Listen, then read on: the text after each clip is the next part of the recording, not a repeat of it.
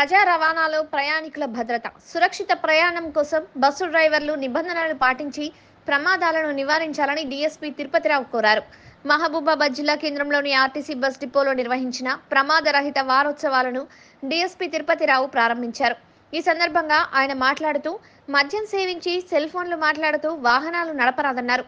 అతివేగం, నిర్లక్ష్యంతో వాహనాలు నడపడం ద్వారా రోడ్డు ప్రమాదాలు సంభవించి కుటుంబాలు పెద్ద దిక్కులను కోల్పోయి ఆర్థికంగా ఇబ్బందులు పడుతున్నారని ఆవేదన వ్యక్తం చేశారు.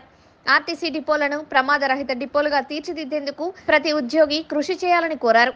అనంతరం ప్రమాదరహిత కార్యక్రమాలపై ప్రయాణికులకు అవగాహన కల్పించేందుకు ఆర్టీసీ సంస్థ రూపొందించిన కరపత్రాలను డీఎస్పీ ఆవిష్కరించారు. ఈ కార్యక్రమంలో డిపో మేనేజర్ శివప్రసాద్, ఆర్టీసీ సిబ్బంది పాల్గొన్నారు.